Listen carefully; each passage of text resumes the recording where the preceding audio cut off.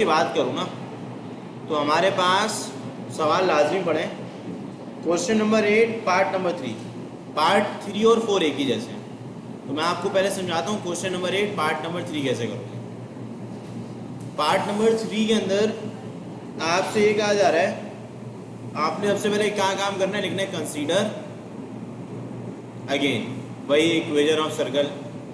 Consider के इसी part से कॉपी कर लेंगे ना डायरेक्ट। पहला काम आपने वही करना है, मतलब अगर हम क्वेश्चन 8 पार्ट 1 की बात करूँ मैं,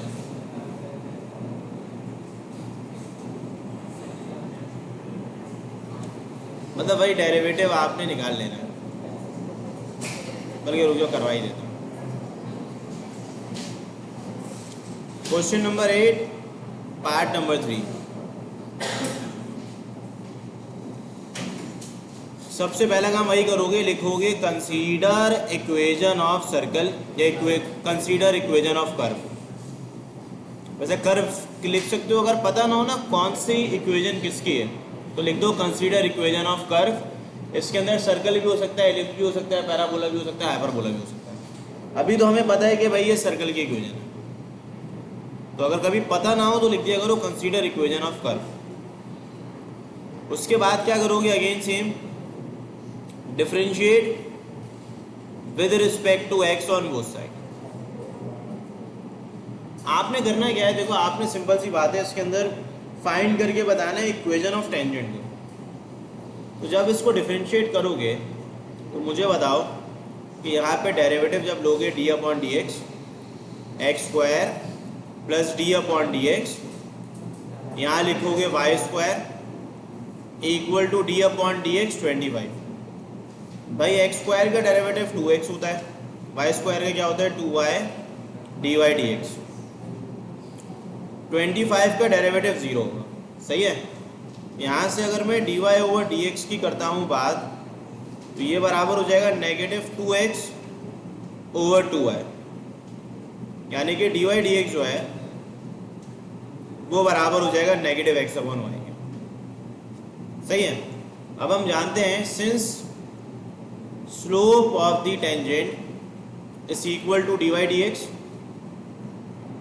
eight point x1 x, y, क्योंकि हमें पॉइंट पता नहीं है, ठीक है भाई। तो यहाँ पे mt बराबर हो जाएगा नेगेटिव x अपॉन वाई। अब आप क्या करोगे, आपको पता है सिंस यहाँ पे मेंशन है, कंडीशन में गिवन है कि जो टेंजेंट है, tangent is parallel to a line, ठीक है। लाइन की इक्वेशन क्या है पता है, 3x plus 4y plus 1 equal to 0। फिर आप बोलते हैं let m be the slope of the line. अगर दो लाइन पैरेलल होती है उनके स्लोप क्या होते हैं बताओ, बराबर होते हैं ना। अगर परपेंडिकुलर होते हैं तो रेसिप्रोकल होते हैं। Let m be the slope of the line, तो आप पहले लाइन का स्लोप निकाल लें। आप लिखते हैं फॉर m बराबर हो जाएगा negative coefficient of x over coefficient of y। यानी कि मैं अगर आपसे बात करता हूँ तो भाई यहाँ पे कोफिशिएंट ऑफ दी y है, ये आप लोग लिख लें।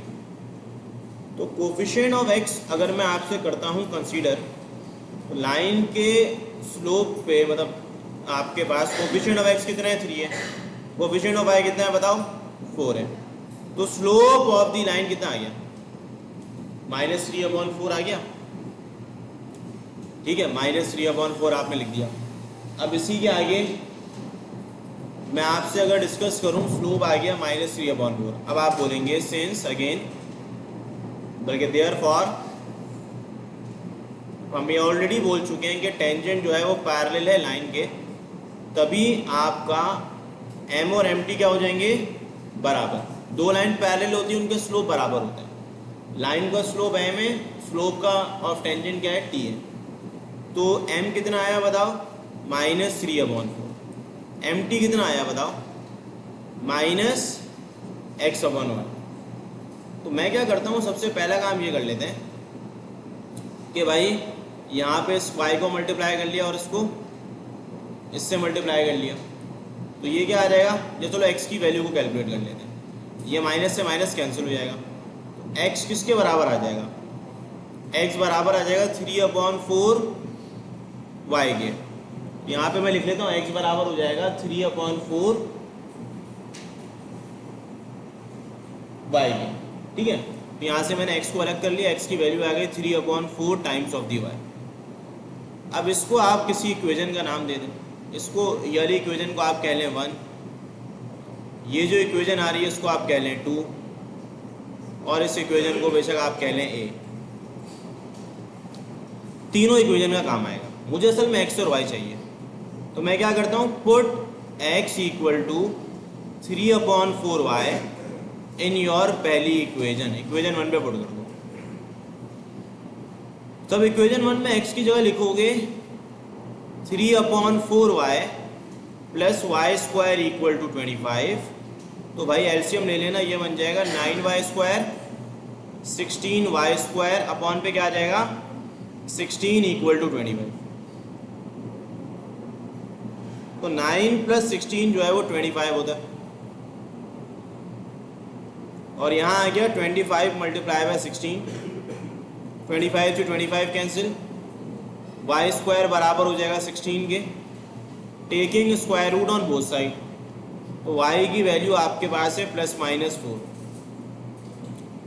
तो y की वैल्यू आपके पास +-4 आ गई। x निकालने के लिए पुट दिस y अगेन, आप इसको पुट करा देंगे ले जाके किसके अंदर, इक्वेशन नंबर 2 के अंदर। अब y 2 आए हैं तो x भी 2 आएंगे, तो मैं लिख सकता हूँ equation 2 implies that since we know that एक y का आंसर हमारे पास 4 आ रहा है, एक y का आंसर हमारे पास -4 आ रहा है, तो x इक्वल टू 3/4 y की जगह लिख दो 4। भाई x इक्वल टू 3/4 y की जगह लिख दो -4, तो यहाँ से एक x आपके पास 3 आ जाएगा, और एक x आपके पास कितना आ जाएगा -3। देयरफॉर आपके पास 2 पॉइंट आ गए, पॉइंट भी पता चल गए। तो पॉइंट आपके पास x, y हो जाएंगे।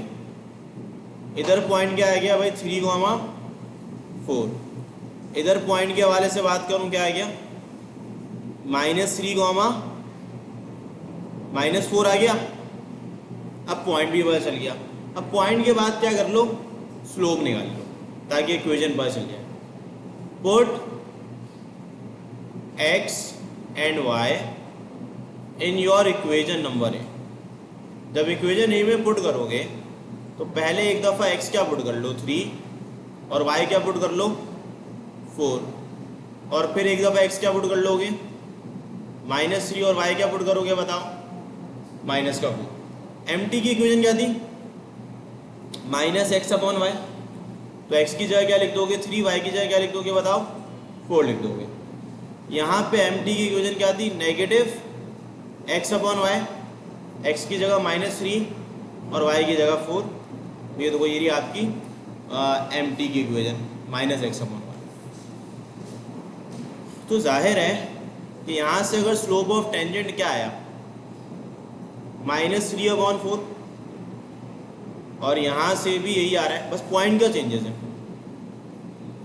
क्योंकि माइनस से माइनस कैंसिल हो जाएगा। अब हेडिंग डालोगे, किसकी हेडिंग डालोगे, फॉर इक्वेशन ऑफ टेंजेंट।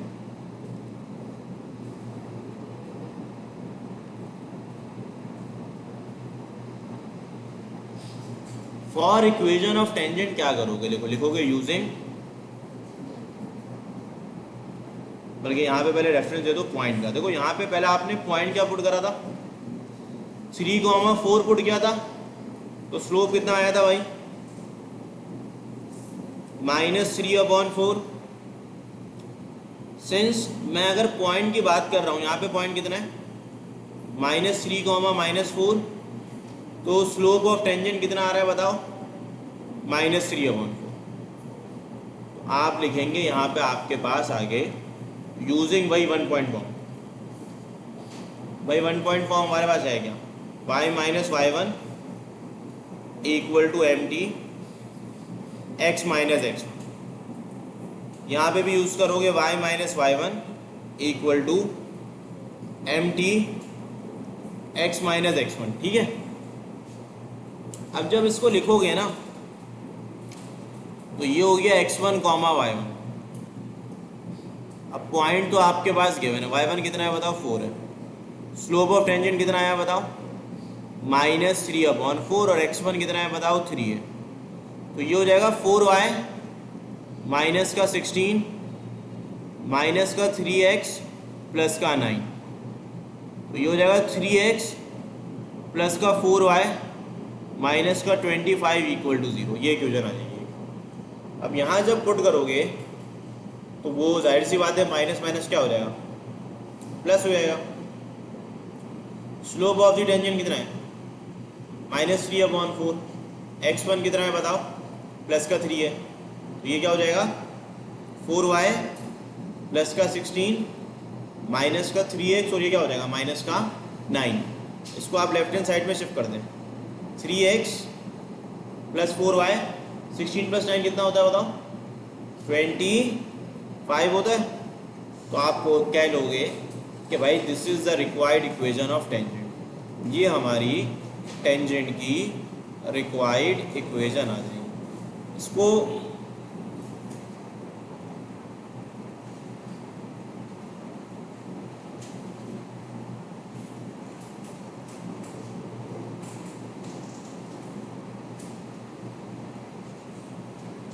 अब देखो, इसी के आगे जो पार्ट नंबर 4 है ना, बिल्कुल सेम होगा।